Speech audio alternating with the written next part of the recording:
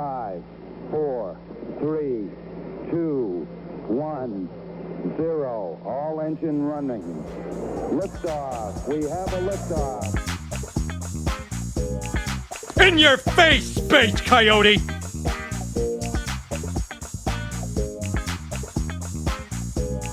I wouldn't honk the honk if I couldn't tonk the tonk.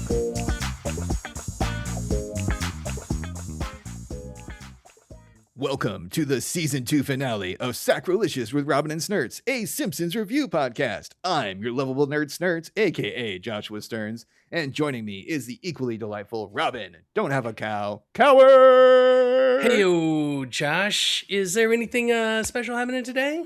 Well, I'm so glad you asked. Joining us for our second guest ever, he's the raddest fan of them all. Is he a lord, or is he a doctor? It's Moxford! The Doctor. Welcome, guys. How's it going? Good to be here. You know, long-time listener, first-time caller. Fantastic. Love it. Yeah, thanks for being supportive over the last couple of years with the liking and the retweeting and the telling a friend. It's nice to know that at least somebody is listening besides somebody Robin cares. and I. Somebody really cares about us, Josh.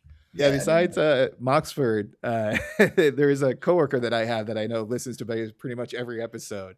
And Christy and Moxford are the only ones that I'm like, at least 2 people listening every single time. None of my family and friends love me. Oh, my mom wants nothing to do with this podcast, and my siblings couldn't care less. How about you, Moxford? Like, do you like listen to this in the car and torment your children with our profanity and explicit nature? Generally trying not to, steer my kids towards profanity and explicit nature. But, I mean, aside from that, yeah, I mean, been a fan of the show since day one, listened to every episode. Every so often, I kind of backlog a couple episodes and have to catch up. But, for the most part, yeah. So, nice. Well, we try to keep them evergreen so you can binge them as you see fit or listen to them as you see fit. Also, what is your relation with The Simpsons? Like, is this a show that you were watching all your life, or you just new to it? For the most part, I mean, I think we all, I think everybody has a history with The Simpsons to some degree. For me, it was, reruns in syndication when I was probably a little too young to be watching The Simpsons. But I think everybody has some sort of connection and memory to The Simpsons, and it's just kind of ingrained in our society at this point. Yeah, I mean, it's been around for so long that both my siblings do not know a world without The Simpsons in it. That's crazy. And I was born in 82, so like I probably don't really know a world without The Simpsons in it either, to be honest. So that's fantastic. Well, thanks for joining. And for other folks out there, if this is your first episode, here's how it works. One of us will pick an episode of The Simpsons to discuss. We go through the plot, provide questionable impressions, and point out our favorite bits. This time, Robin picked from Season 8, Episode 9. And for all our Spanish speakers out there, I apologize for what I'm about to do. El Viaje, Misterioso, del Nuestro, Homer, or The Mysterious Voyage of Homer. Directed by Jim Reardon, written by Ken Keller, with a first air date of January 5th, 1997. Robin, why'd you pick this episode for our season finale? This is a classic episode, Josh. I mean, I remember seeing this episode for the first time when it aired, and it was just one of the funniest things I'd seen in my life to that point. Grew up, and we've talked about it, I grew up on Monty Python and a lot of those things. The humor in this was so packed with intelligent humor, well written, and the usage of the animation. Yeah, I mean, this is a spectacular episode. I too remember seeing this when it probably came out, if not like shortly after, because 97, I was in high school, definitely full Simpsons at that point. And I just remember even in high school, like I was probably dabbling into the arts of marijuana at that time. At least un poquito. And I have to say, I've always been a fan of the visual art style of this episode in particular. Yeah. And you add on top of that a nice like Homer Marge story, and you have an instant classic. Moxford, what are your memories of when this episode came out? I mean, like I said, my earliest kind of Simpsons connection was in syndication. And honestly, I don't recall this from when I was younger. It definitely stood out kind of as I did a rewatch, a few years ago, starting with like season 4 or something like that, up through like season 20 something. So yeah, I mean, it definitely stuck out. Probably, a good portion because of the animation. Also a pretty, I would say moderate Johnny Cash fan. So like, I mean, his voice in it definitely stuck out to me. But then also, I second the Johnny Cash. I'm a fan of his as well. Like, there's a album that my mom has. It's a collection of his hits, and it's one of the few CDs we can agree upon when we're doing road trips together. I hear the train a coming.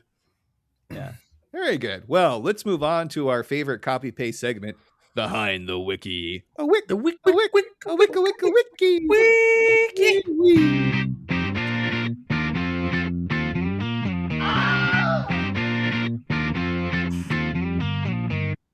Before I go any further, Moxford, do you have a better scream than the Wilhelm scream?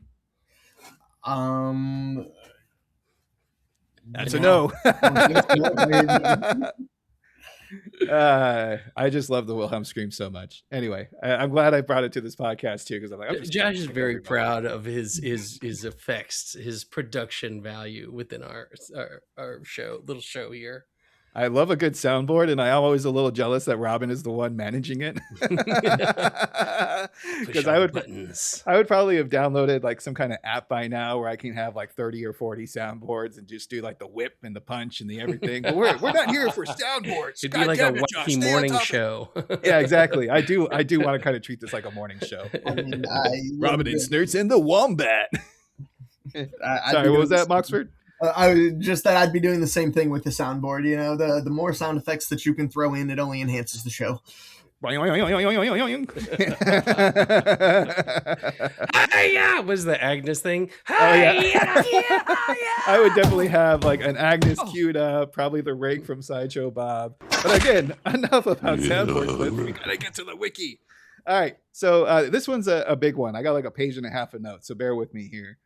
This episode was actually pitched in the 3rd season by George Meyer, who was interested in an episode based on the works of Carlos Castaneda. I just butchered that person's name. Do you know who this Carlos person is at all, Robin or Moxford? No. Nope. He's just some kind of artist. There you go. Or maybe he was into like trippy, like headspace, psychedelic type of things. Yeah. All right, so Meyer had wanted to have an episode featuring a mystical voyage that was not induced by drugs, and so he decided to use a really hot chili pepper instead. I think that's brilliant. Works really well. All right, the staff, except for Matt Groening, felt it was too odd for the series at that point. Bill Oakley and Josh Weinstein eventually recovered the story and decided to use it for the 8th season. So for those who don't know, Matt Groening's kind of into psychedelics and psychedelic rock. I think he's a deadhead, if I'm not mistaken. So the fact that like I love how in this like Wikipedia article they're like everyone was like that's too insane except for Matt. He's like, nah, trip balls, have fun. Yeah, I thought that was really interesting, but it goes to show is like what we know of the Simpsons now. We think they were so like confident, and even at this point, I mean they're still finding their way. Right. Well, and also think about if it was pitched in season 3 versus being pitched in season 8. Yeah. Way different territory for the show at that point. Yeah. All right. Most of the hallucination sequences was animated completely by David Silverman. This guy goes to Burning Man and has a flaming tuba, so not really surprised there. Including rendered backgrounds to give a soft, mystical feel to the scene. Computers were also used to assist with the animation. Moxford, Robin, pop quiz, hot shots. What do you think the Fox censors hated about this episode? Oh, I mean, definitely just the animation and just how I think the parallels between his hallucinations and the actual hallucinations from illegal drugs. That's a good guess, Robin. What do you think? I'd say like I don't know, like I'm gonna go out on a limb and say like the marriage dynamic. Nope. It was all about Homer coating his mouth with hot wax. That was the censor note that they got. And they quote, the note read, to discourage imitation by young and foolish viewers, when Homer begins to pour hot wax into his mouth, please have him scream in pain so kids will understand that doing this would actually burn their mouths. I mean, look, to be fair, kids do eat Tide Pods, so I get it. I just thought it was hilarious because Moxford, my mind went exactly when I first started reading this. Oh, Fox censor note. I'm like, oh yeah, because of the drugs. And they're like, no, because kids imitate stuff they see on TV and they don't want to get sued. Sued. All right, so they didn't add the scream, obviously. So instead, they did the Ralph Wiggum, like, kind of questioning, hey, what are you doing there, mister?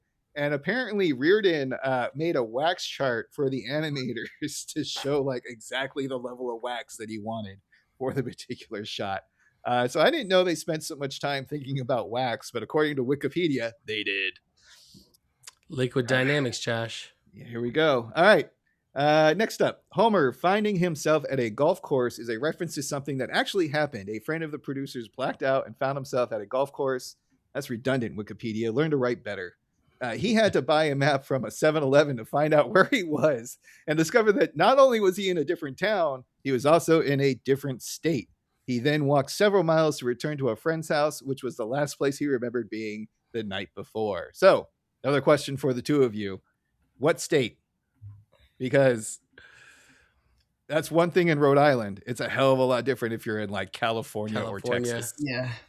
I'm going to go with Nevada. That was I don't my actually guess know the as well. state. I don't have that written down. Oh, what the hell, Josh?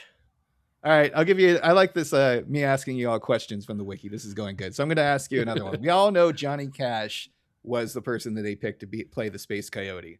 Who else in the musical career in that kind of like old school genre do you think they selected to be? I the know Space the answer Coyote? to this. I do as well. Okay, It's so Bob Dylan. Bob Dylan. very good. Yes, Bob Yeah. Dylan. That would have been a hell of a different one. Hey, I'm your spirit animal. Hey, One we knew. What did you say? I'm the same coming. All right. So basically, Dylan had turned the show down many times, having previously been offered a role in the season 7 episode Homer Palooza. Cash was offered the role and accepted. So of course, everybody was like, "That's our guy." He accepted. Hell yeah. So did Bob Dylan ever eventually end up on the show? Do you know? I don't think so. I really don't don't. think so. I don't But, remember I why. would have to look that up, but I don't know. I mean, if he's already turning down Homer Palooza, how mean, many times do If you like? turn down Homer Palooza. I mean, come on. I like how that's the bar for you there. You could Groening turn down. described- You could turn down the one about the Departed, but Homer Palooza. Don't turn that one down. Yeah. Well, I mean, he could have been EMI Sports as well. That would have been a winner. Oh, the video game. Boom, boom, pew, pew. All right. Enough of that, Dylan. All right. Groening described Cash's appearance as one of the greatest coups the show has ever had. Coups the show has ever had. What the hell is that? That's stupid. A coup. All right. Enough of this nonsense from Wikipedia Prime. Robin, did you have anything from those other like random ones? Like, There's just this one really important tidbit that I saw. The title is a Spanish phrase followed by the English translation in parentheses, Jomer being the phonetic Spanish translation of Homer. However, El Viaje Misterioso de Nuestro, Jomer literally means the mysterious voyage of our Homer. Viaje, meanwhile, indeed means it is a cognate of voyage, but unlike the English word, it is used non-frivolously in mundane contexts, ergo, my voyage to work, and would most often be naturally translated as journey. The version on the Disney Plus only uses the English translation. Yeah. wow. But that was... Moxford, did you like that education that we just received? I did. Yes. That's non-frivolously. I was gonna say that's why I'm here, is to get that sweet Simpsons education.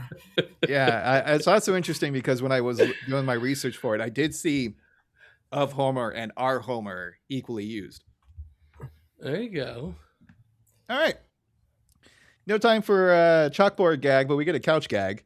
And this is just one of their standard old school Simpsons couch gag. They're all parachuting to the couch. Homer parachute fails. I do like how like little Maggie lands perfectly on like the arm of the couch, and I thought that was good aim. This is true. Do you know the very next episode was the X-Files one? They come in jetpacks. It's like the exact same one. It was just interesting. Well, and they at this point are recycling them, so I'm sure we've seen the parachute one in multiple episodes. Agreed. So it's a beautiful morning in Springfield, and the family is enjoying a breakfast at the kitchen table. One side note, I know we just got started, but their house is so damn big. They have this massive round table that fits 5 people comfortably, and they can still cook in the kitchen. That's just amazing. Like, I was cooking breakfast this morning. There ain't no way in hell I'm fitting a table in there. No. I've been in your kitchen. I wouldn't recommend it. So I also like how Homer, has the entire newspaper, but he doesn't like anything besides kicking back. He's like throwing away world, the arts, religion. Like, it's just so annoyed. Why would you need any of this stuff? Right. Anything with culture, Yeah, 100%, right? It also kind of reminded me when I was a kid. He's so disdainful, Like, I would only get like the sports section in the comics when I was a kid. It's so I exactly understand. Right. 100%. What do I need all this Valley talk for in the Los Angeles Times? Get out of here. Where's my crossword puzzle? Anyway. So Josh loves a word jumble, Yeah. No, I don't. Anyway, there's something missing, though. Like, I love how he opens up the paper and there's just large sections obviously cut out of it. The entire front page has been cut out, and it's in the shape of like how the print would be in the newspaper. It's well done. And I'm glad that Homer actually wasn't so dumb that he fell for this, being like, wow, really budget cuts at the local newspaper or something like that. And I love how he like kind of scans the room and he's like, well, it can't be the girls. They're too innocent. Bart's more of a male tamperer. And then there's Marge. He goes, hey, who cut something out of the paper? Lisa's like, not me. Bart's like, not me. I'm more of a male tamperer. It's such a good line. It is. It's such a good, because Josh, as we know, Bart is a miscreant. Absolutely. And I love how like Marge is still holding the murder weapon, so to speak, with the scissors in her hand. And she's kind of like panicking. She's like, well, don't look at me just because I'm holding a pair of scissors that I need to gussy up these curtains. And she like kind of like grimaces as she does it and slowly starts cutting the cutting up the curtains. Oh, it's terrible. Man. All right. So then she's not a good liar, Josh. She never has been. And what I love is like the next scene, they're kind of chilling on the couch. And what is Marge doing? Sewing the curtain back together. Right, exactly. All right, what else do we got? Oh, so the phone rings and like Lenny is calling to talk about something. And Marge is acting strange freaks again. Out. No, she freaks out. Freaks the hell out. What does she start doing? She starts vacuuming while he's on the phone. So Homer's answering the phone. He's like, hey, Lenny, do I need a ride to what? And she starts quickly vacuuming. And then she just starts ramming it into the wall to knock like the phone cord out. Yeah, that was pretty good. This is back when we had home phones, ladies and gentlemen. And newspapers, all these old things. I also love how he mentions, well, if it was big and annual, I'm sure he would have mentioned it in the newspaper.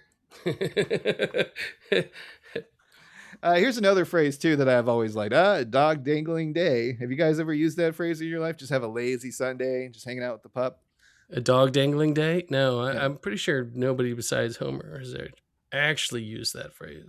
Oh, I thought it was like some old folksy stuff. Moxford, you ever heard of that line before The Simpsons? No, I have not. But I will say that I loved the animation for that, where he's literally so bored he's just dangling the dog. Yeah, and the dog's into it too, man. And we all know. I mean, I've had plenty of times where the dogs were like, "I am not letting go of this. I will hang on here for dear life." It's a great game. So once again, Marge is acting weird, and she picks up a family habit that's pretty nasty: smoking cigarettes. Because Homer's like, something's up. Hey, Marge, you don't smoke. Well, I just wanted to fill the house with the rich, satisfying smell of tobacco. And he blows smoke right into Homer's face, which is disgusting. Moxford, do you have a good Marge? Do you have a better Marge than Robin and I? I do not, and I'm not even going to try. Yeah, all right. I'm going to get you. I'll try later. I'll try to get you to do something else. Right, I'll see what I can come up with. So this makes Homer wants to go outside. So like, come on, Marge, think a little here. If you're going to try to mask the smell of chili, spoiler warning, maybe light some incense or the Yankee Doodle candle that smells like cookies, go out of town for the day, Start baking cookies yourself. I don't know. Fill the house with something. And of course, so the jig is basically up as soon as Homer goes outside, and Marge is like literally like trying to hold him back, like, no, don't do it. And he's like, what's wrong with you? What are you trying to hide me from? Wait, what's that smell? Onions, chili powder, cumin, juicy brown chalk. It's chili. It's chili. Oh my God, I'm missing the chili cook-off. I'm missing the cook-off. He's like dancing around like he used to do like the pee-pee dance, you know? Right, like it's so good. An excited 2-year-old. He's in full golden retriever mode. So Marge kind of gives up at this point, and she's like, look, as long like I just don't want you drinking, because every time you go, quote, you get drunk as a poet on payday. I love That's a phrase I use. What was that, Moxford? I loved that quote. Yeah, it's so good. I also love the flashback. Have you guys ever gotten nude and just ran around in a cotton candy machine? It's great. He's just spinning in the cotton candy machine. He jumps out. He's just covered in pink cotton candy running around. He's like, woohoo, I'm a cloud. Also, he's double fisting beer while doing so. He does not let go of either beer throughout the coating of the candy or the running. And then he falls down over, and a group of dogs start coming and licking him. And Homer's like, oh, well, of course, everything looks bad if you remember it. I have said that so many times after a long night of drinking. Hey, look, the less we remember, the better, because that means it didn't happen. So we get a promise. Basically, Marge is like, promise me you will not drink beer this one time. Please, please, please do not drink beer. And okay, quit nagging me. I won't have any beer. Geez, why don't you have a cigarette or something? I suppose I could. And just like that, Moxford, like these Bouvier girls get hooked on the cigarettes so quick. It's a good point. I didn't realize that it was, ran in the family, but now that you say that. Yeah. But the writing there is so good where he's like, why don't you go have cigarettes? And she's like, the way that the actress does, I suppose I could. Yeah, like she wasn't thinking of it before, but isn't against the idea either. It's great. It's so funny. All right, so we get our first sign gag. Springfield chili cook-off. Please lick spoons clean after each use. That's good advice. Because you know what goes great with chili? Backwash.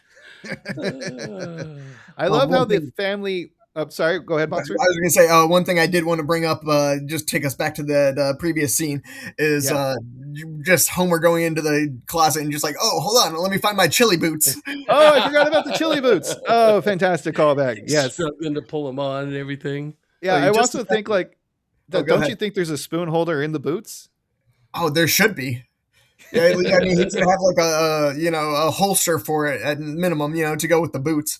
Yeah, I was thinking that, or like some kind of hot sauce. So in case you get some weak ass 2-alarm chili, maybe 3 tops, you can have a little hot sauce on there to kick it up a notch. Oh yeah. I love is that he has his outfit for this day. They really convey like how important this is, what a monument this is in his life. Also, it just sounds like fun. I don't even like chili, but I would go to the chili cook-off just to like be a part of the small town event. Like it seems like it's a big deal. All right, and chili's good. I haven't found chili that I like yet. I'll put it that way. I love how the family immediately splits up, because this reminded me of like when we would go to Disneyland or something like that, and the kids would just be like, all right, I'm going to go. So Lisa's like, I'm going to go get some vegetarian chili before they get desperate and add meat. Bart wants to go to the Lost and Found to claim some valuables. Absolutely. Marge is immediately attracted by the craft services area, and she's like, oh, look, an adorable spice rack. 8 spices? Some of those must be doubles. Oregano? What the hell is that? This is such a great side joke where we get a glimpse into Marge's cooking, where she's like Midwestern through and through. Like her spiciest spice in the cupboard is salt. Yeah, I am so glad my mom could cook and knows what oregano is and other spices. Like, my mother's from the Are you scared? Is there more than 8 spices in your spice cabinet?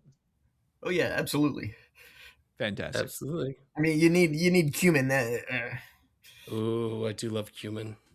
See, I don't like cumin that much, but I like my garlic and the onions and the paprika and the cayenne and the things. Cool. All right. So Marge and Homer are kind of annoyed at each other because you like that one line that Homer gives. Homer's like, less artsy, more fartsy. And so basically Marge is into the craft goods, Homer's into the chili. So and I don't know why they just didn't split up and go their separate ways to begin with, like the kids, but you got to set up the tension. And this kind of shows that there's going to be some further tension down the road, especially with the music cues that happen. Mm-hmm.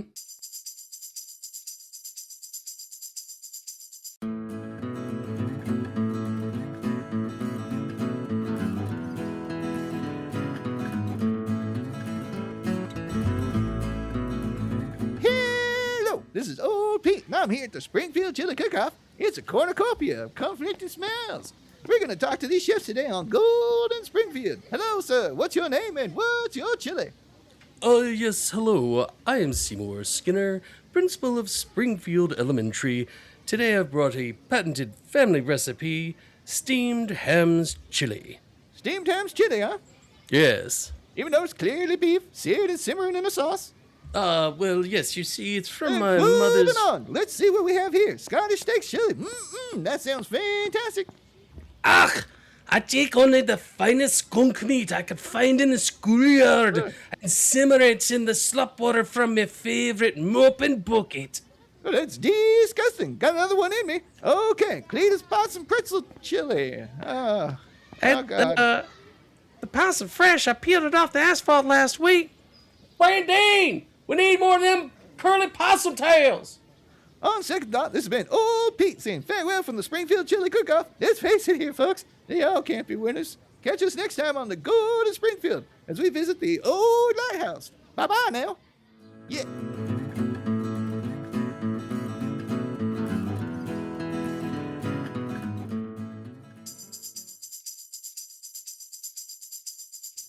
So we get square dancing music with Farrell Dixon and the Second Helping Boys. Is that a reference that either of you get? No. It was not. I had that in my notes with a question mark. Kind of same question for you guys. Like, do not get that at all. Yeah, neither do I. Also, I'm pretty familiar with square dancing, but I never participated myself because I used to work at a rec center in college, and at night they would have square dance groups come in. And we'll get into this a little bit later, but I do really appreciate how they animated some of the outfits and stuff like that. It really kind of reminded me of those days because those square dancers take that shit seriously. It's a hootenanny. Yep. All right. So this is our first Helen's a bitch moment. She's such an asshole. And then, every once in a while, Helen gets to be a total asshole. Yeah. So the Lovejoys are dancing on the floor, and then Helen butts in. Oh, howdy, Marge. And home. Oh, my mistake. Homer's not even with you. Probably just knocking back a few refreshments. and Marge is so indignant. Right, Helen. Go for it. What's the line? She's like, thanks for your concern, Helen. Actually, Homer's not drinking today. I think that's lovely that he said that and that you believed him. That is such a dagger to the heart. Oh, my God. And then Tim is kind of the good reverend's like, now Helen, you let us not glory in Homer's binge drinking. I also love how he adds there, but for the grace of God goes Marge herself. Not go we, but yeah, Marge. Yeah, as in Marge is it any day now. Only she's gonna pick up the cigarette and she's gonna pick up the wine bottle at the same time. Dun dun dun, Scorpio. That's what she did when they were in that town with Scorpio. She started drinking. Yes. Josh. And she couldn't even get a glass a day. Like a half glass. Half glass. Yeah. All right. It's chili time for Homer. And this is when the Western theme really kicks up to 11. Oh, yeah. He's basically strolling into town like he's the new gun. Yeah. Every eye turns to him. He is the mayor. Yeah. You get that classic. Exactly. I also like how everybody's kind of coming up and we get some great sign gags. So we get the Muntz family chili. It takes weeks to make Muntz. Is it supposed to be it takes a week to make much, right? That's the joke there? Or am I? No? Okay. I think it's just a play on months. I thought it's because he's poor. So it takes a while for him to make it. No, I think you read too much into that. How about Yale style salt pepper chili? I don't know what that means. It's salt pepper, Josh. It's saltpeter. Oh. And Burns is dumping a bag of saltpeter into his chili, which is the main ingredient in gunpowder. Oh, so it's weird that I overthought the first sign and underthought the second one. Yes. I did the same thing. It's reading really that seems to be the issue here. I think it auto-corrected to salt, pepper in my notes. Salt, pepper. Then we have they're a great musical group. And also you're cooking, so salt and pepper, right? Anyway. All right, Professor Frank's virtual chili. Would you all want to play that video game or that simulation? That sounds awful. I'm sure it's out. Yeah, I'm sure you could. I mean, they have Goat Simulator, Power Wash Simulator. They have a coconut simulator. Have you seen the coconut simulator? No, I have not. Like they it's have like literally you're just a fallen coconut, and all you can do is look around. And that sells for money? Mm-hmm. Man, we got to ditch this podcast stuff. Moxford, you want to go into a video game project? Hell yeah. Hell yes. Oh, we could do Podcast Simulator. Equal to the coconut.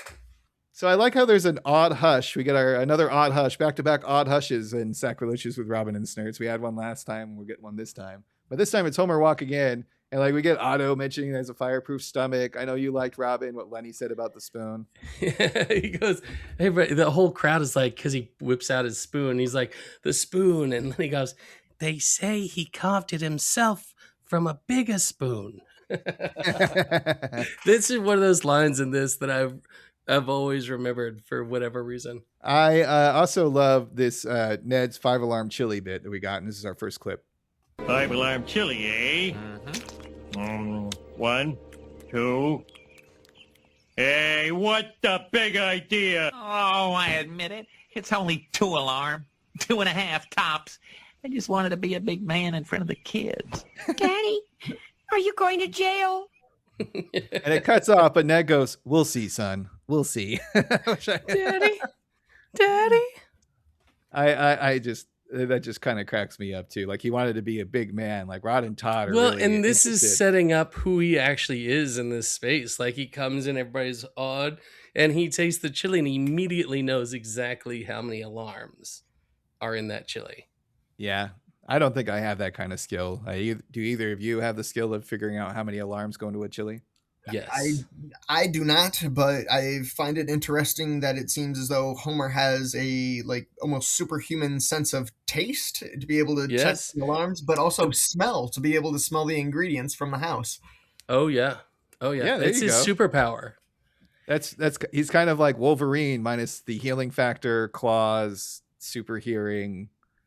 I guess it's just what you said. Never mind, Moxford. I was wrong. All right, back at the dance floor, and we get Smithers showing up. And I didn't know this guy was into square dancing, but his outfit is fire. Oh yeah, it's like a play on like that Southern trope where like they're not gay, they get married, but they show up to the hoedown in like the most flamboyant outfits, you know, with a handkerchief in his back pocket, right? Right, exactly. And in the back, like there's lights throughout the outfit as well, which I thought was pretty cool. And, he basically, tries to get Marge to join, and she's a little bit reluctant. And he gives the quote. He's like, "Ma'am, I wouldn't honk the honk if I couldn't tonk the tonk." And then he pulls his little bow tie thing, and on the back it says "Hot Nashville Nights" in neon signs. Oh yeah. Oh, it is. Would you wear that, Josh? I mean, for Halloween, yes. You know what? That's a great idea. I would not wear it anywhere else, but like if it was a Halloween thing, I'm not going square dancing. I also want to know, like, if he would keep it if like one of the letters went out, because you know how like in neon signs a lot of the times one of the letters go out. So what if it's just Hot Asheville Nights, and then he has to go to like North Carolina or something like that. You stupid. All right, Homer's food critic warpath continues at Moe's Chili Bar, which is like one of the saddest booths I've ever seen. It's like a wooden sign. And he kind of goes like, full jerk mode. He's like, a blend, timid entry, suitable perhaps for patients recovering from surgery. From surgery. Is this before or after the food critic episode?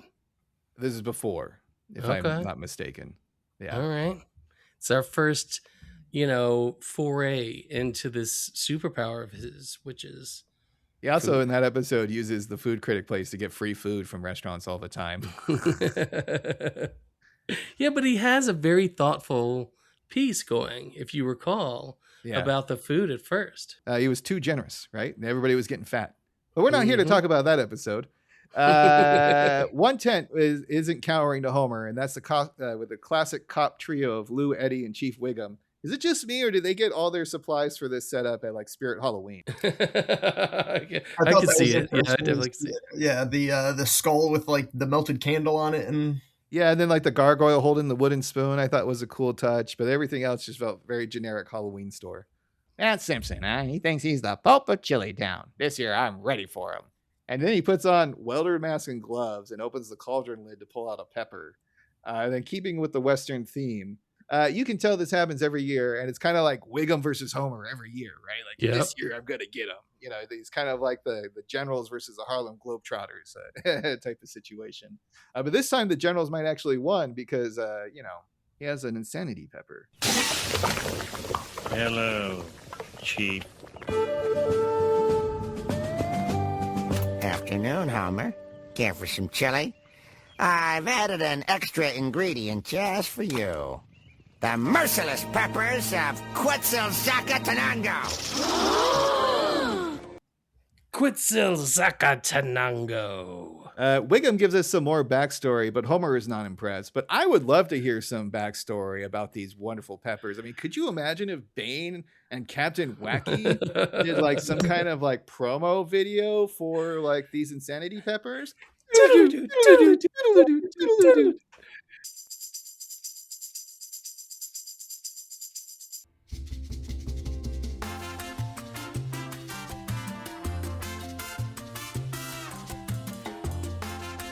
Well, hello there, friends and fiends. I am Bane. I was born in the darkness. And I'm Captain Wacky, and we want to tell you all about our amazing Quetzalcoatl peppers. Yes, these peppers are cultivated to be quite merciless. We crossbred Scotch bonnets, ghost peppers. And actual ghosts, and their vengeance is in there for flavor. Isn't that wacky? Wacky indeed. These are grown inside a volcano on the brink of eruption and imbued with the evil inside men's hearts. These peppers are enough to make anyone go insane in the membrane. Insane in the brain. Cypress Hill is tight, yo. Cracked from front to back, schizo, having a fit so silly like the fanatic in Philly. I love that Wacky mascot. We guarantee excruciating pain, followed by the complete destruction of your mental prison. Like me, you will see the world for what it truly is. A graveyard filled with the rotting corpses of capitalism.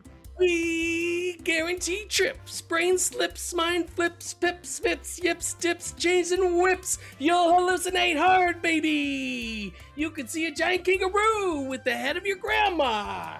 A man-sized bat, perhaps. That seems pretty specific. Or see a river made of vanilla pudding with sprinkles. Sounds delicious, but how about Gotham on fire? I really have some fixation issues. Oh, Wacky! It's like a car that talks to you, but when you sit inside it, it's actually its stomach. And the doors are locked, and then you start to melt in the stomach juices. But wait, there's more! Order today and we'll throw in another pepper. Order in the next 10 minutes and we'll include an apron for free! Send 229 Quetzal to Jungle Primeval! Quetzalcoatl, Guatemala. Wacky! Just address it to the asylum! We're the only building for 1,000 miles! What about the warden and guards, you say? They're insane too! The inmates run the asylum! We call it a farm! What do we grow?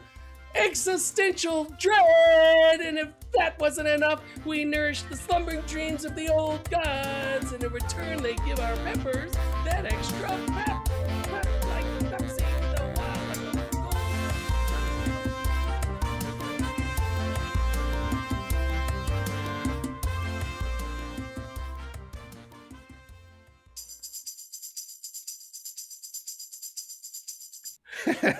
I love this description, which is why we did that bit, is grown deep in the jungle primeval by the inmates of a Guatemalan insane asylum. And I realized Moxford has no idea what we're talking about because we did the ads before he joined the recording. Anytime I hear the spacey transition, I just assume that there's an ad coming up. There you go. That'll be in post, sir. That'll be in post. I also like how we get this is where the start of the really detailed, crisp animation with wonderful music and sound effects begin, because the pepper itself stands out so much. It's very bright, neon, glowing, almost like it's been radiated. Yeah, absolutely. It looks like it would give him superpowers if this was a Marvel show. Does it, Josh? Have you ever been bitten by a radioactive pepper? I have all the powers of a pepper. Yes, I have. What are the powers again, Josh? The power to annoy, the power to make your eyes water, clear your sinuses in a single bound. Right? I like how we kept that one clean. Anyway, the music builds, and Homer is literally moving the tip of the pepper, very, very close to his tongue. And as soon as it touches his tongue, it's engulfed in lava, basically. They just this red glow spreads on his tongue back down his throat, and it shrivels and it sizzles in this very, very unpleasant way. He gives a huge scream and starts running around asking for water, and of course everybody is laughing at him.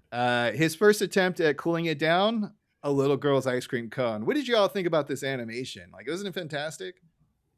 Yeah, I mean, just the way the ice cream melts basically around his tongue is a good visual for the like Robin said, as far as the radiation coming off the tongue and the pepper.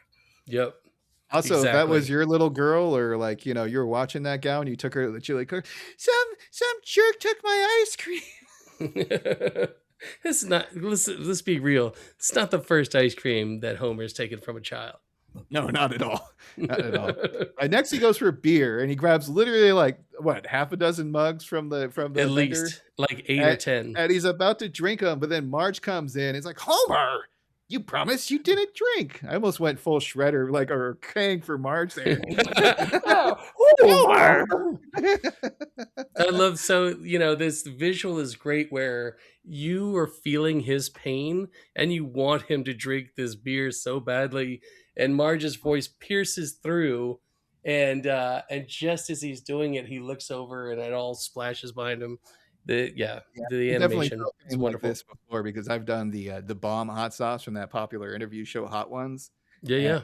You get 20 minutes of unpleasantness. Moxford, have you ever had fiery heat on your tongue for longer? No, I do not. Honestly, mild wings make me break out in a light sweat. There you go. I enjoy them, but just something about them, sets me off. But I watched my kids and my wife do the one chip challenge a while back. Oh yeah, that's brutal. If they wanted to be insane and try that, I sat back and watched them panic for a good 5 seconds. It's a lot of fun to watch people go through the motion. That's for sure. I am the opposite of that spectrum, Moxford. I don't want to brag, but I won a contest at Buffalo Wild Wings for eating their Scotch bonnet wings in a certain amount of time. So, I mean, I don't want to say I'm a big deal, but I'm a pretty big deal. I mean, that's definitely an admirable feat. I mean, I keep my hat off to you, sir. I tell you, it's not really a t-shirt you want to wear, though. It's not putting your best face forward, in my opinion. It's I won the hot dog eating contest, and people are like, ugh, gross. You don't look like Joey Chestnut. There you go. All right, so Homer eventually finds a bench with some water. He's cursing Wiggum.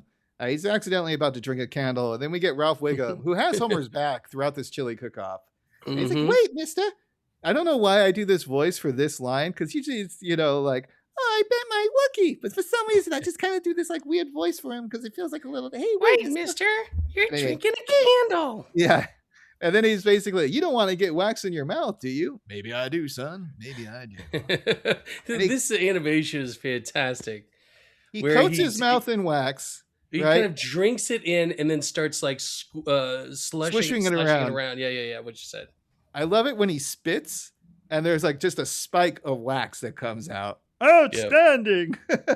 It's great. That animation is, and you said they took a long time doing that animation. Well, they had like levels of wax that they wanted for that scene. So they didn't want him to just kind of like splash it all over himself. They had very specific like idea of what it was going to be. But when he spits out that stream and then it hardens into the rod, it is, and then he breaks it off. Yeah, it's hilarious. Spectacularly done. I also like how he's munching back to Wiggum for his second attempt. Hey, everybody, look who's back. It's the big baby. Oh, this porridge is too hot. Oh, wow. Want some more, do you? Well, sure. Heck, it's not my job to talk people out of killing themselves. I love that last line. Classic Wiggum. It's not up to me to talk somebody from, killing themselves. Everyone's kind of shocked. We get gasps upon gasps upon gasps.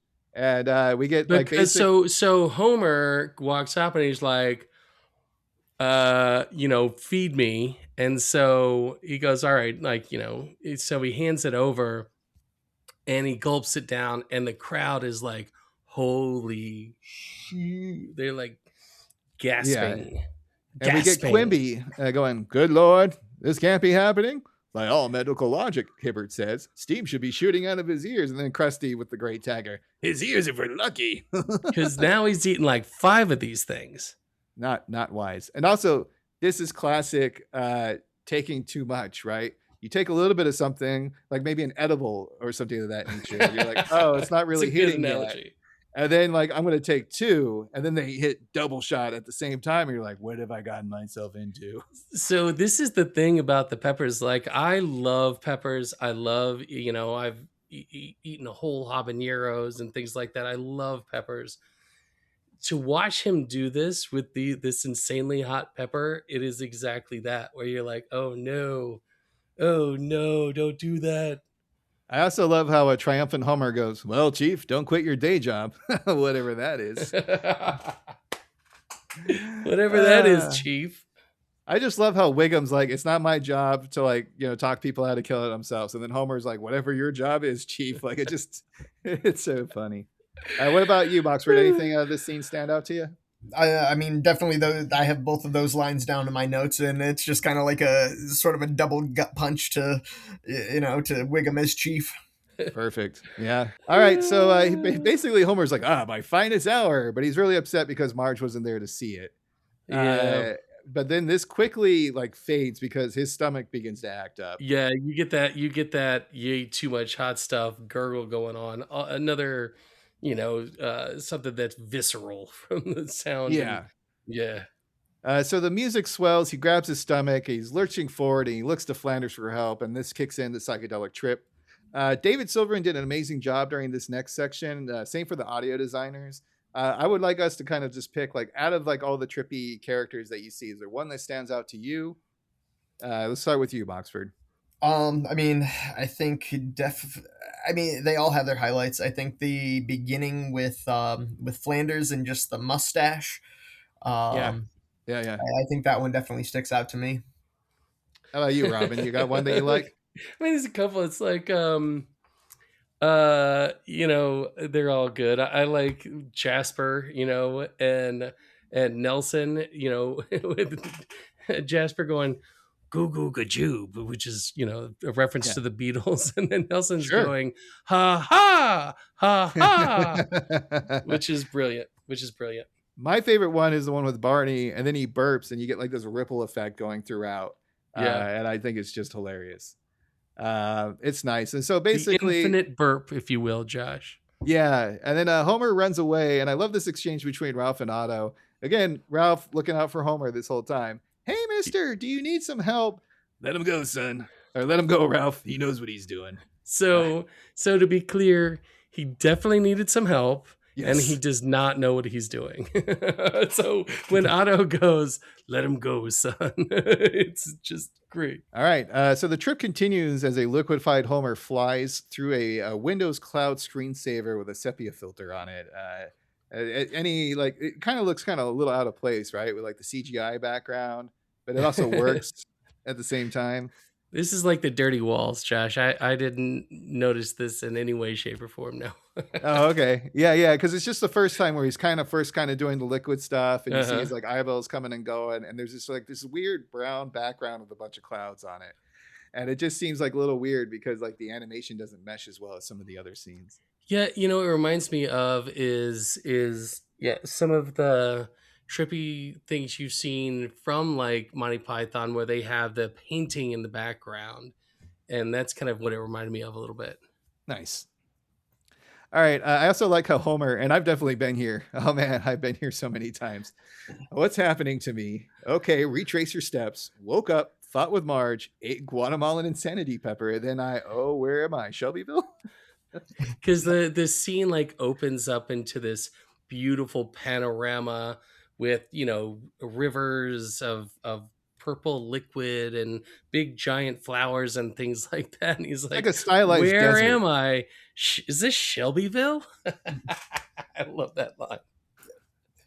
During that scene, there was like one thing I loved about the animation was he's like staring off kind of into the like background in the mountains, and then the mountains kind of like transition into his hairline, which I thought was that's right. Yeah, that's right. And you see it across the back. Yeah. We also get like a giant moth, a very colorful moth flying down, or maybe it's a butterfly, to scare Homer.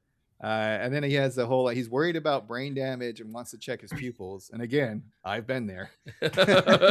So I love this scene where he goes over to the like stream in front of him to check himself in the reflection in the pool, and his pupils are like changing sizes and like start popping. It is brilliantly done. It's great animation there. I love that. And then the stream transforms into a big serpent that coils it around Homer and then hisses at him and then slivers off.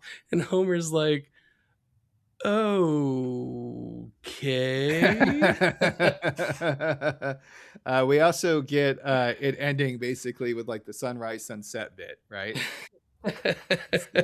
So when he's walking towards the sun, it sets, and then he goes like, hey, wait a minute. And he steps backwards. He's like, sunrise, sunset. And the sun goes up, the sun goes down, lighting changes, yada, yada, yada. And he's having a good time with it, He's like playing with it. And then the sun hits the ground and it breaks. And he's like, I need to stop doing anything. And once again, I've been there. Yeah. Anything else you want to say about this scene, Moxford, before we go back to the Lovejoys and Helen being a bitch number 2? Just, I don't know if you guys noticed specifically the line where he says, I hope I didn't brain my damage. Classic line. So good. Yeah. Fantastic. Like, all right. So we get again, Bramage. Marge is the chili cook-off is over. Everyone's going home. Marge is looking for Homer, and Helen just can't help herself. Has anyone seen Homer? Marge, better you hear it from me than some gossipy neighbor. Homer made a total jackass of himself. Oh, Helen, that's enough. Call off your dog. But someone had to tell her, and I got here first. Helen, zip it. Oh, please. Zip. Tim. Zipperoo. So this reminds me when I was working in like jobs where the public would come in, like retail, and you would just see these like little moments between married couples happening.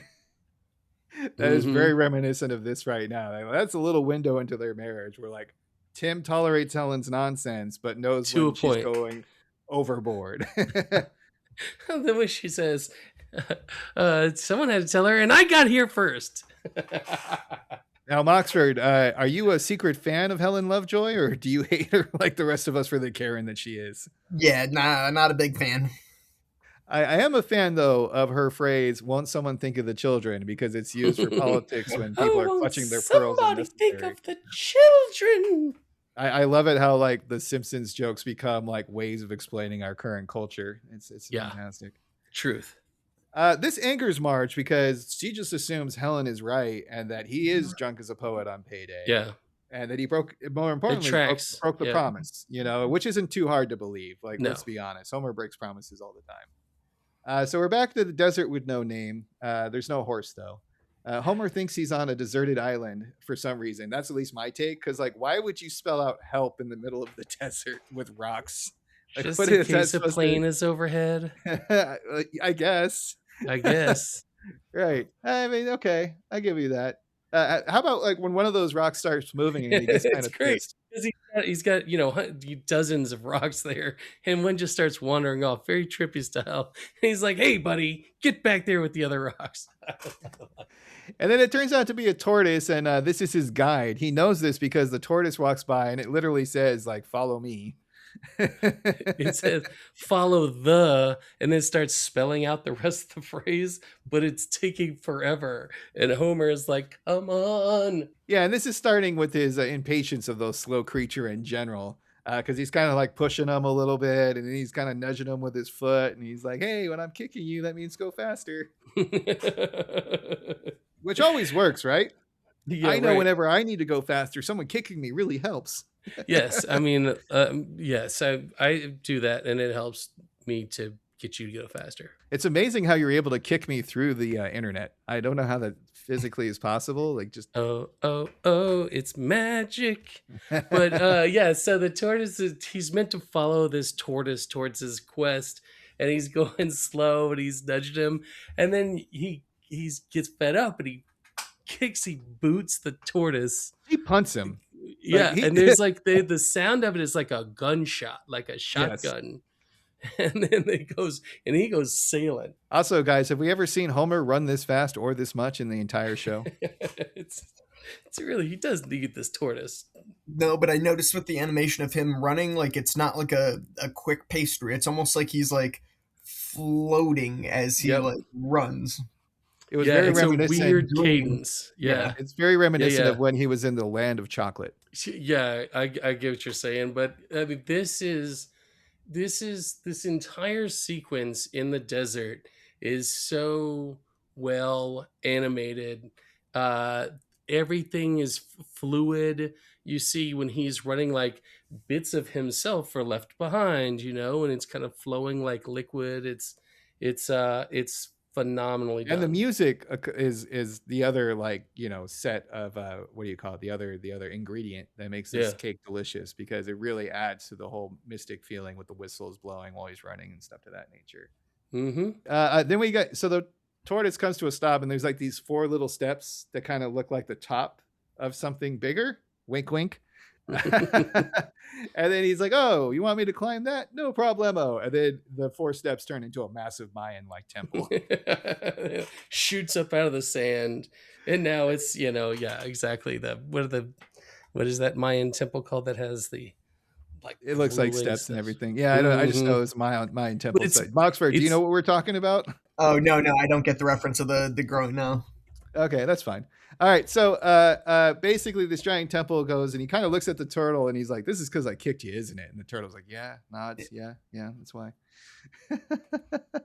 Well, no, what I love, though, is that it's the animation of the turtle doesn't say anything. Turtle Correct. Just nods its head, but he's clearly communicating. It's fantastic. It's kind of hard for me just to nod my head on an audio medium there, Robin. So the temple in Mexico I was thinking of, is Chichen Itza. Cool. The more you know. Yeah, it's a very well known. So well known that none of us knew what it was named. It is not. That's a failure of our education, Josh. It's very famous. All right, so Marge is driving the kids home, and Bart has a hat that says "Time with Chili" on it, and he's very upset that Lisa doesn't get it. He kind of scoffs, and he's like, this baby's wasted on an idiot like you. Where's Homer? The idea that Lisa's a bigger idiot than Homer always cracked me up. I was like... Well, I mean, I think it's more that, I love the fact that Bart and Homer share this kind of juvenile humor. It's so innocent, and Lisa's like above all of that. And Marge is definitely doing that thing where the spouse throws some shade on the other. Your father decided he'd rather come home in a taxi or a police car. She ain't lying though. Yeah, that's very true. I would say 9 times out of 10 for Homer, it's a taxi, and then about 1 out of 10, it's a police car. Right. At the top of the pyramid, what do you all think of the faceless Marge? It's only from the hair up. It's freaky. A little disturbing, right? Yeah, I mean, I did like the circular animation of it though. Mm-hmm. Yeah, that was pretty cool. And then the whole her turning into dust was great. And that's when we're introduced finally to the spirit guide, which is we mentioned before. It's the coyote voiced by Johnny Cash. We have a whole great exchange between these. I mean, what was some of your favorites, first the coyote shows up and he says, "You're on a quest for knowledge." And Homer looks up and the moon turns into an eyeball, and then like Saturn travels down and it opens up and it turns into the coyote's face in the sky, and then he melts in liquid and then reforms by Homer's side. And it's very trippy. He also tries to reassure Homer not to be afraid. Right? He says, "Fear not, Homer. I am your spirit guide." And Homer, of course, goes, "Hiya." Moxford, is there any part of this introduction to Johnny Cash that stood out to you with their little dialogue? I mean, no, not particularly. Cool. I liked how the coyote goes, "There's a lesson you must learn." Homer goes, "If it's about laying off the insanity peppers, I'm way ahead of you." No, I talk about a deeper meaning. I also love how Homer's like, "Should I get rid of my possessions?" No, wait, no. So before that, There's the one where the coyote goes, "Problem, Homer, is that the mind is always chattering away with 1,000 thoughts at once." And Homer's like, "Yeah, that's me, all right." And they get that classic meme head of Homer with the wind just blowing through, just completely blank, nothing in that head of his. Yeah. It must be a terrible problem to have your mind like be quiet and calm. He also says clarity is important, right? And anger can be clarity as well. But again, I love the part where he's just like, "Hey, like, should I give up all my possessions?" Like, hell no. If anything, you should get more. You don't even have a computer. Yeah, exactly. I love the you don't even have a computer, Homer. Yeah. Like, you need to get more stuff. And it's not like everybody in 1997 had a computer. We're still a little early for that. But I also like that's true. Where like the coyote starts gnawing on his leg, and Homer's like, "Hey, knock it off." He's like, "Oh, sorry, I am a coyote." No, I like Just Homer, imagine this is Homer's fantasy, right? So in his fantasy mind, his spirit guide is a coyote that would gnaw on his leg. It's just fun. It's the spirit quest. He's touching another plane, Josh.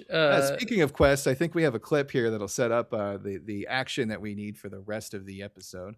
Your mind is in a state of readiness, so listen well. To make yourself complete, you must find your soulmate. Soulmate? Your kindred spirit, the one with whom you share an unspoken bond, a profound mystical understanding. I feel like I just accepted a quest in an RPG. Right. So the coyote's done because the quest has been delivered, and we get. I love how it ends with a ghost train. It's like Homer is like scared. It's Soul Train. It's from Soul Train, kind of a thing. Oh, is that what that is? It's rolling in towards him, kind of the cartoon train, and Homer's like, "Oh no, here comes the train!" And he's like, "I have a little time to get out of the way. Not so much. Now none." And then it just hits him. Basically he snaps out of the hallucination and he is awake in a golf course, and Kent Brockman is already calling security. He can't have this anymore. I also love the disheveled look, like all his hair is frizzled, like his two hairs on top are standing straight out. He's got like mud all over his shirt. Everywhere. Yeah.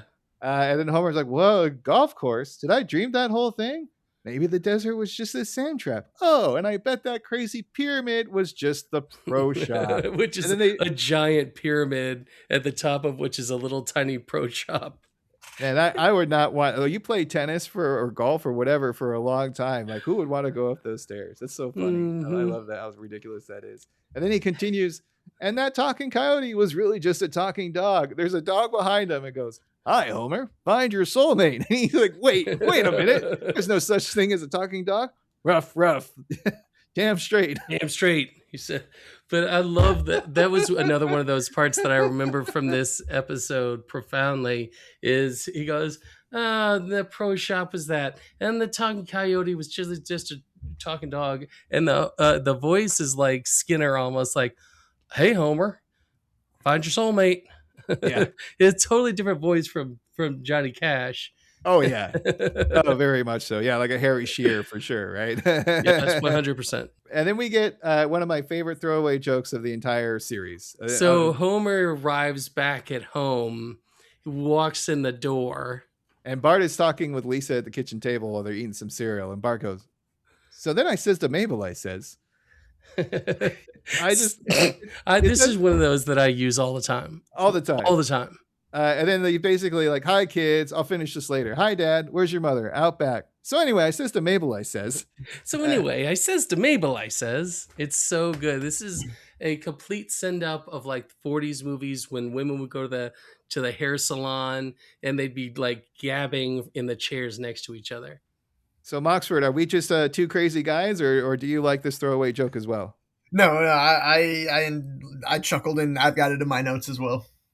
Yeah, it's fantastic. I just love how it goes nowhere. And then Josh Weinstein has said in many, many interviews and posts on Twitter that this doesn't go anywhere. There's no backstory to this. This is just literally a throwaway joke because they wanted something to transition, like with Homer getting home before like talking to Marge. I'm trying to remember. Does he ever? Do they ever re-reference this in later? I have this. Nope. It's just this idea one-off that they did, but maybe not. Nope. And he's asked that question all the time, and his answer is always, "Nope. It's just this one-off. It goes nowhere, and that's what it's supposed to do." It's brilliant. So we get Homer being like, "Oh, honey, I didn't get drunk," because Marge is out and back like hanging up laundry. "I just went to a strange fantasy world." Of course, that's always gonna work. "Hey, honey, I wasn't buzzed. I was tripping." Homer goes. We have the clip here. Goes. Come on, you gotta believe me. You're my soulmate. Don't soulmate me. Ooh. Yeah, Marge is pissed. Guess who's sleeping on the couch tonight? That's Marge. it. No, just kidding. So it's over. So even hearing that clip again just gives me chills. She's not happy. She's got a look on her face. So we show Marge basically sleeping by herself, and we have the classic side shot of the Simpsons interior. And as we all know, sometimes when they transition to the lower floors, there's a joke in between the floorboards. In the past, they've had like dinosaur bones or buried treasure. They're like skeletons, yeah. Did you all see the joke that went by, like literally blink and you miss it for this one? Because I haven't, and I've seen this episode dozens of times. Me too. I didn't see it until you brought it up. What about you, Moxford? Do you know what I'm talking about here? I don't think so. I had a feeling that was the case because it goes by so quick that in between the two floors of the Simpsons home are a series of wires that are labeled NSA, FBI, ATF, CIA, KGB, and MCI. Do you know what MCI was? I do not. MCI, wasn't that it was an old phone company? Yeah. Oh, okay. There you go. But I thought it was for some reason it was some other government's like secret. It was like a secondary one. I think it got bought out by like Verizon or something. It's funny that they have that thrown in there with everybody else. My biggest question is, what are all these wiretaps for? Homer, Bart, or both? Yeah. Homer is kicked to the couch, as we were saying. He's pacing about, wondering if Marge is really his soulmate. And you know what you do in this situation? You never compare record collections. I love this part where Homer goes over. He's like, "We don't have anything in common. Look at these records. Jim Neighbors, Glenn Campbell, the Doodletown Pipers. Now look at her records. They're stink." Then you do what you always do, I guess, if you're Homer. He's like, "Well, obviously, I got to go walk around at town at night and sulk about not having a soulmate with my wife." Mm-hmm. I don't know about you all, but I've never gotten into a fight and be like, what's going to cure my blues? Walking around town at night. Oh, I definitely have. Yeah. Okay. All right. Well. Yeah, you get that. You get your body involved. It helps, Josh. You should try it. Yeah. No, I just bury it deep inside. This next gag is so in the real series, it goes to commercial. And when it comes back from commercial, Homer, who is going through this existential crisis, is on the couch. And he's saying, "I always just figured," sorry, the couch, like the psychiatrist's couch. It's a very and there's a man stereotypical sitting next couch. to him, listening to him intently. He's talking about, I just figured Marge was my soulmate, but if it's not, then who is? Where do I begin looking? And the clerk goes, this really goes beyond my training as a furniture salesman, sir. And if you're not going to buy the sofa, like, you need to get the hell out of here. So then he goes to his real therapist, Mose. That's And exactly I right. love this back and forth that we get about terms describing relationships. Hey, Barney, soulmate, let me buy you a beer. Okay, but I'm not your soulmate. I'm really more of a chum. Well, what about you, Lenny? I'm a crony. Carol? I'd say acquaintance. Colleague, sympathizer. Compadre. Associate. Contemporary. I'm a well-wisher in that I don't wish you any specific harm. This It's is the so best. key when I was growing up to learn the difference between various relationships. Like, not everyone's going to be your best friend. Some are going to be acquaintances. Some are going to be chums. Some are going to be cronies, apparently, which sounds like they're about to commit crimes together. It's, of course, Curly, who's in Bart's grade or like one up, is at the bar because he's been held back so long. He's also got a kid. Yeah, he does. It's very fun. Moxford, have you ever looked into the personal ads or had one yourself? I have not, but I am very curious as to what GBM stands for. I don't know either. So this is back in the days when newspapers, they had personal ads before Craigslist, and now you have like Tinder, and it stands for gay black man. Oh, I learned something new today. That's the second joke I didn't get. Male, specifically gay black male. Got you. That's interesting. So Homer's looking at this ad. He's calling him up from a payphone, and he goes, yeah, I read in the personals you were seeking a soulmate. Well, I also like rainy days and movies. No, I don't like that or that. No, it's not that I'm afraid. I'm gonna hang up now. But That's so funny. It's weird because I'm watching the show DFT St. Louis on HBO Max, and this little phone call gave me some vibes about that show. I was like, ooh, there's some interesting stuff out in the world that I do not need further information about. What I love about the writing here is in that context, you can kind of imagine what Homer's is being said for Homer to go, well, no, I don't really like that. Yeah, he thought it was just going to be rainy day in movies. I also love how Johnny Cash basically like reiterates the quest, like find your soulmate. And then he's like, hey, how the hell do I do that? I'm trying here. And I love this line. This is just your memory and I can't give you any new information. It's great. It's great. Oh, it's so funny. Is there anything from this upcoming montage that stood out to either of you? Just that he's going through the employees must wash hand sign. That was a good and then one. The community outreach, how it's he approaches it and they just instantly flip the sign to full. It's just the image of it where it's welcoming hands, and then on the other side they're just like stop, up, like stop. they're both just out there. There's also like a red like underglow on the palms and stuff like that too, to like really enforce that you shouldn't be coming in here. I like how he goes to the your best friend and government re-elect Mayor Joe Quimby, and he runs in there, and immediately two Secret Service people are like kicking him out. like he was like, Quimby, my best friend. That would have been. I wonder if could have been a cutscene. Yeah, it could have been. Yeah. All right. Well, after like the montage, we basically Homer ends up at the pier because there's nowhere else to go in town apparently. And he notices the lighthouse and he determines whoever is in that lighthouse will be his soulmate. And I just think that's such laziness on Homer's part. And it really makes sense. He's like, I guess. And he doesn't do it like no, he says because he's the loneliest person in the world. I know. But for me, I'm kind of like, oh, yeah, who else am I going to give? Yeah, at this point, I've gone through all my options. Who else is lonelier? Also, I don't know about old you guys. widow down the lane. I don't think I would ever just go up to a lighthouse that wasn't expecting me or open to the public. Like that just sounds like a bad day. I don't know why.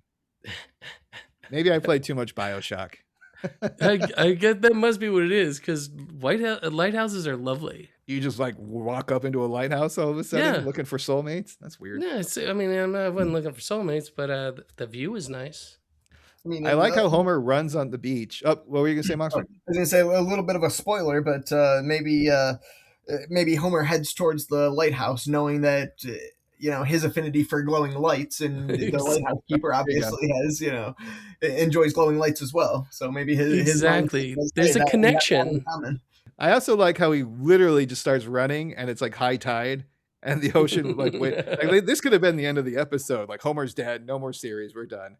But instead, he just kind of emerges from the water with classic like starfish and seaweed all over him. He's determined to get through. Yeah. And we have a sign that says, "Welcome, this lighthouse operated by Earl." And he's like already hooked in. Earl, my new friend's name is Earl. Here I come, buddy. No more loneliness for Homer and Earl. Unfortunately, Earl is an acronym that means electronic, automatic, robotic lighthouse. It's just a computer. And Homer's like, that's just perfect. Homer's desperate search for a soulmate, and he has just yielded a light-keeping robot. I also like how he's standing in front of the light while he's doing this, and it cuts to the kids brushing their teeth in the bathroom. And Bart goes, "Hey, is that Dad?" Either that or Batman's really let himself go. So it's the classic bat signal, the spotlight outlining, except it's Homer's extremely recognizable frame, his gait, if you will. Yeah, I mean, Matt Groening always said if you're doing good character design, you should be able to know him from a silhouette. And here's a case in point. Absolutely. Let's see here. Well, either Homer that or Batman's really let himself go. Yeah, it's so good. I do like the idea that there's just like Batman who gave up and embraced the dad bod, Let's see here. Homer has had all the sad emotions. He's like, "Oh, alone. I'm a lonely, insignificant speck on a has-been planet orbited by a cold and indifferent sun." And once again, I've been there. Every once in a while. Yeah. I mean, it is a small little planet. With that out of the way, it's time for so Homer's all the sad emotions are gone. It's time to get crazy and violent. And he spots a ship, and he basically is like, "Ha ha ha! I'll have friends. They'll crash into the rocks, and then they'll have to be my friends." And he throws like a fire hydrant. So it cuts to the ship, and it's the sea captain, and at this point, Homer had busted the light out, right? Yes, with a fire hydrant. Is that what he does it with? Yeah, he throws a fire hydrant at it. Fire extinguisher. Yeah, that's right. The hydrant is the thing on the street, Josh. My mistake, but I put hydrant. The fire hydrant is a red thing with the hose on. Look, man, he brought the fire hydrant from the pet store with the kissing fish. Okay. So with the light out, we cut to the boat, and it's the sea captain going, "Arr, matey, nary a warning light to be seen. That's clear sailing ahead for our precious cargo." And the pilot goes, "Would that be the hot pants there?" And he goes, "Aye, the hot pants." That feels like a Conan S. O'Brien joke right there. 100%. I know he was long gone from the show by then, but I feel like that's something that Conan would do. He's like, they all influence each other. Yeah. Shipping hot pants. Yep. We get the classic black screen with only the eyeballs. Homer's going nuts. Yeah.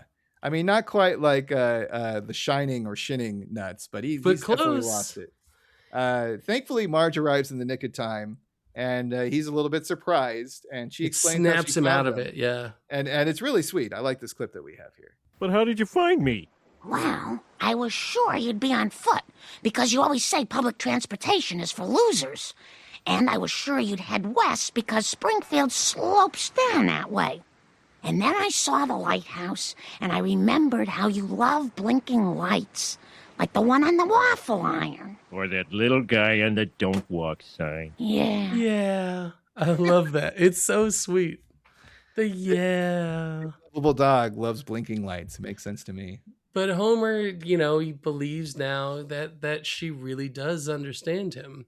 Gee, I thought we weren't soulmates because... We had a fight? Right, and we don't like the same things. It's like you're from Venus. And you're from Mars. Oh, sure. Give me the one with all the monsters.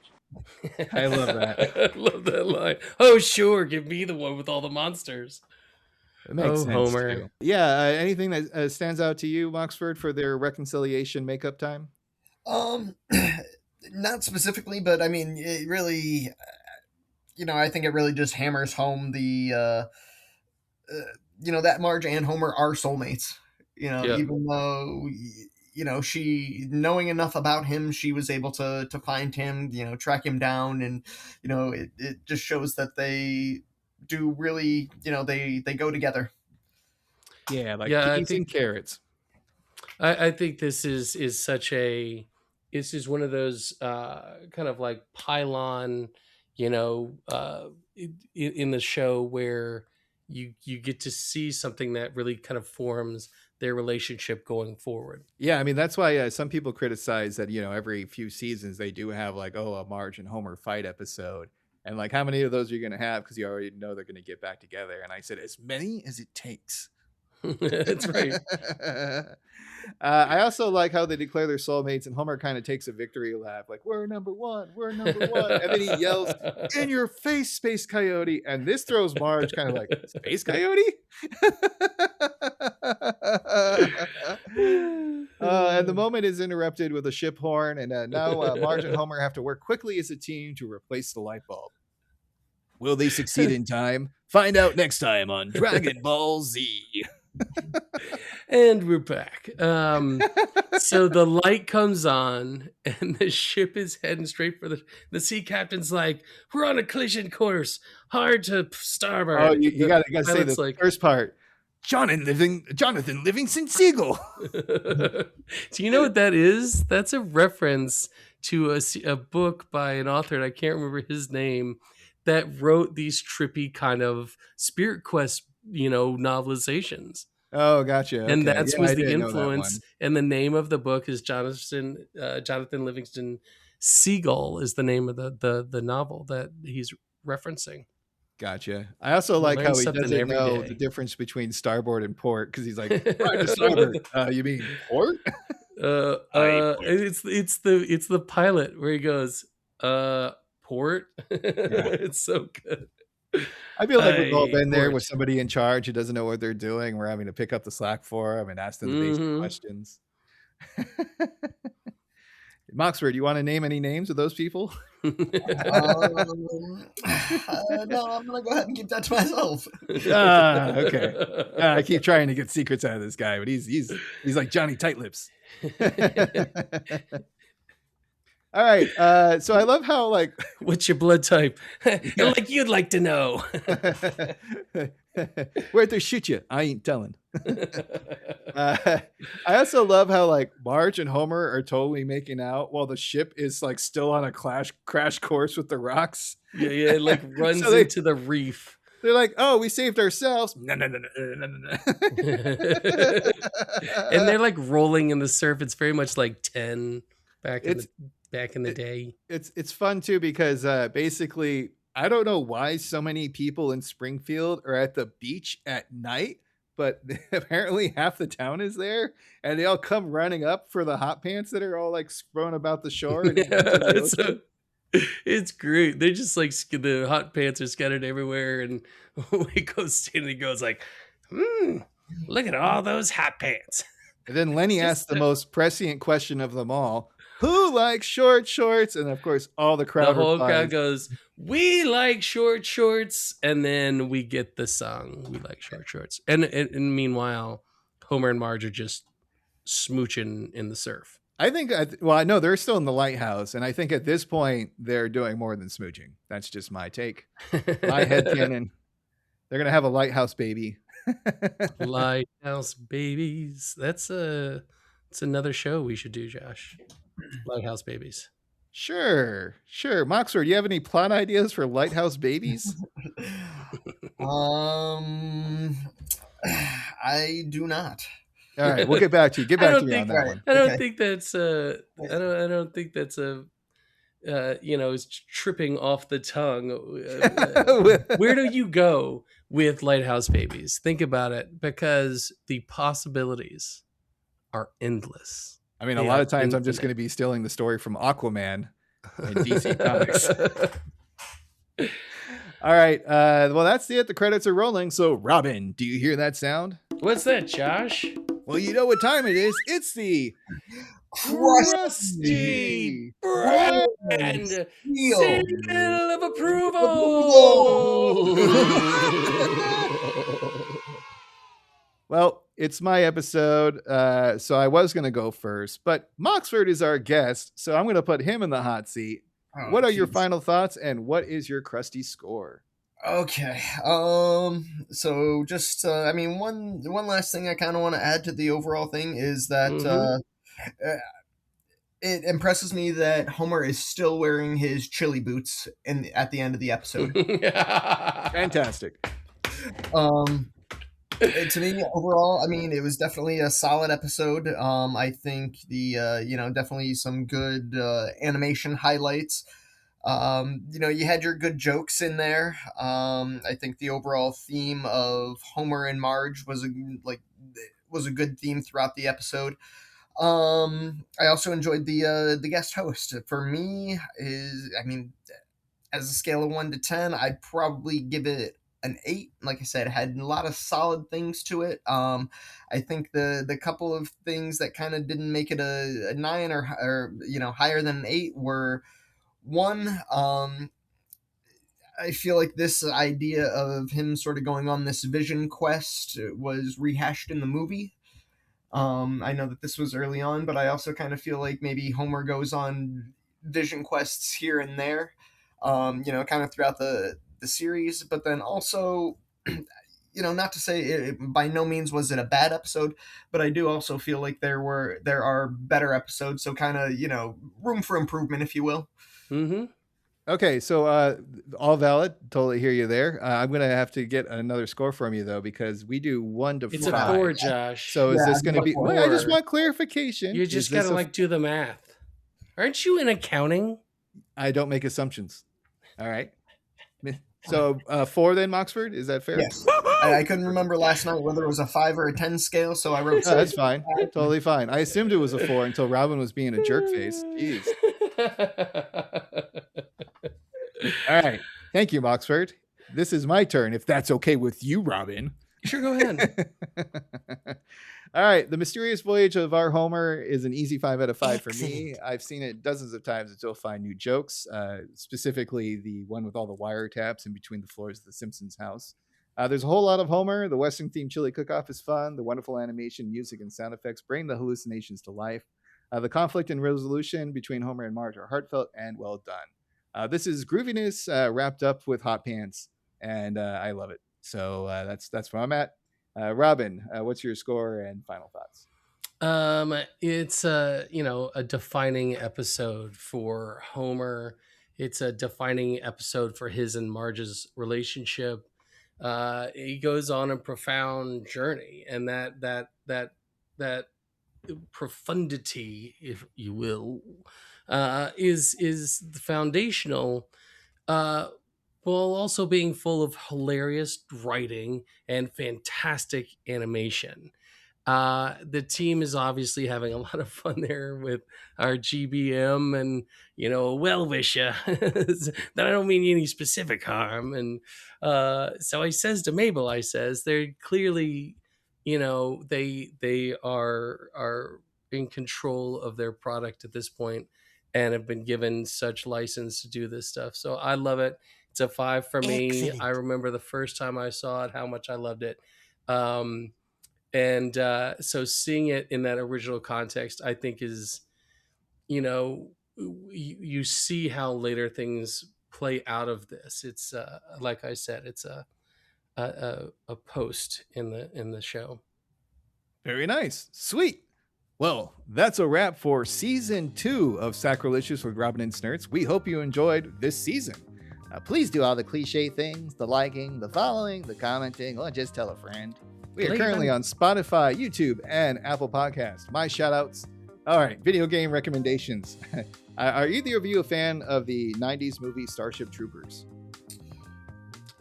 I was in film school when it came out, Josh, and really did not like it then, but now I like it. How about you, Moxford? I've seen it years ago, but don't really have strong feelings either way. Well, that was not the support I was hoping for, but that's okay. Starship Troopers Ultimate Bug War is a retro boomer shooter, so it kind of has all the pixelated art like you would for the original Doom or Castle Wolfenstein. Okay. It has meta humor, and the original actor who played Johnny Rico, Casper Van Dien, reprises his role. One of the things I like about this is a game that takes place in the actual movie fictional universe as a recruiting tool for youth to play video games to learn how to kill bugs so they can join the Federation Army and become a citizen. It is hilarious. It's $20. It takes you about 3 hours to beat if you're just going through like a one-up. I love the Starship Trooper movie. I love the weird humor that's kind of like tongue-in-cheek fascism and the whole like news thing. Do you want to learn more? And this game captures all of that for a very affordable price. My podcast recommendation, again, is Central Air. I brought this up before, but I'm really enjoying their centrist take on politics and news. There's also no filter on them like there is in other news sources or podcasts. They've discussed stuff like which politician, quote, fucks, the gay tech mafia, and what AI do you use if you want to help free an orca from SeaWorld like in Free Willy. It's kind of out there, and I love it. Spoiler warning, one AI will tell you to do crimes. Another AI will tell you not to do crimes. And then the third AI will say that orca is going to die if you free it because it will not be able to acclimate back to the wild. Fantastic stuff. Chuck Norris passed away. Whether you hate him or love him, I really love the stupid Chuck Norris jokes. When I was playing World of Warcraft, for some reason, one random day, the world chat blew up with all these stupid Chuck Norris jokes. And so I wanted to say 3 of my favorite here for the shout outs. Chuck Norris's tear cures cancer. Too bad he never cried. Once a cobra bit Chuck Norris's leg. After 5 days of excruciating pain, the cobra died. And then Chuck Norris didn't die. Death finally had the courage to meet him. All right, enough of all that nonsense. I liked when Chuck Norris was born, he drove his mom home from the hospital. Yeah. When Chuck Norris left his house, he told his dad he's the man of the house now. When Chuck Norris slices onions, the onions cry. Did you ever get into these stupid Chuck Norris's jokes, Moxford, or is this just something that not not as deep as some people? Like, I mean, I found humor in them, but not something I ever sought out.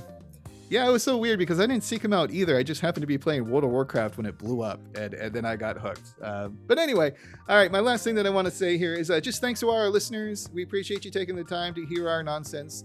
And it's nice to know that a few people are listening out there. And if you want to hear more from your old pal Snurts, you can check out the PlayStation Experience and PSVG on your podcast platform of choice. I can also be found on most of the things at Lord_Snurts. Robin, outro, plugs, go. I went to a fantastic show. I've got a great friend who's plugged into kind of a house electronic scene. We saw Def, which I believe is out of here in Atlanta. We saw Katama, which is Kettama. Fantastic DJ. You can look up sets on YouTube. Spectacular music. We also saw Bullet Tooth, who's there. They're both headed out to Coachella and Framework Fest that same weekend in Coachella. Next couple of weeks, April 10th to the 12th, I believe, but they're definitely ones to check out. But getting out into these shows, the crowd, the energy there, so much going on in the world these days. It's a lot of stress.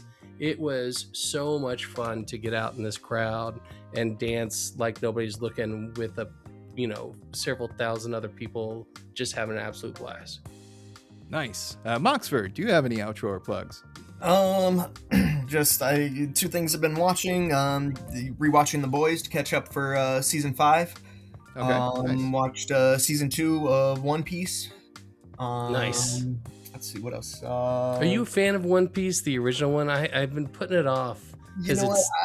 I've been watching, I think I watched the first 30-40 episodes before the live action first season came out. Mm-hmm. And then I kind of did season 2 the opposite, where I watched the live action first, and now I'm going back to watch the anime. Mm-hmm. It's I think it's kind of comparable, but I'm not really a diehard fan, so I don't think I'm in the best place to judge that. But I enjoyed them both. Yeah, a colleague told me A colleague told me that it's kind of easier to get through the Netflix one because there's not as many episodes. Yeah, I can see that. I mean, it's I think it's very similar with like they did the live action adaptation of Avatar: The Last Airbender. Mm-hmm. Yeah, I enjoyed the live action, even though it was more condensed. I still think they did a good job telling the story. Mm-hmm.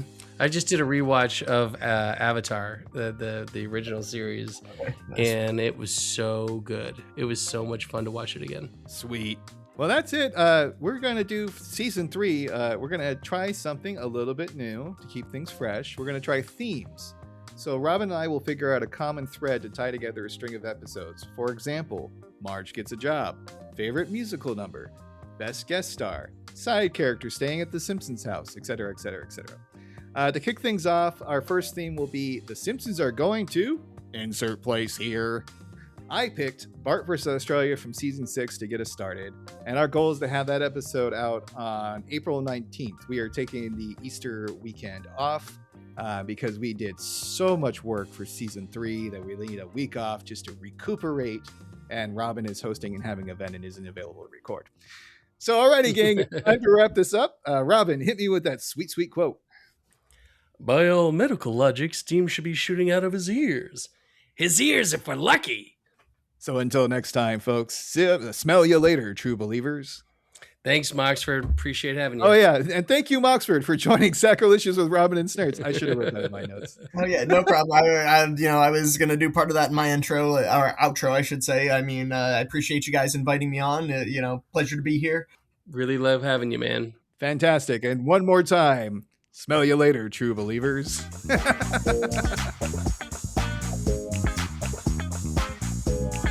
In your face, space coyote!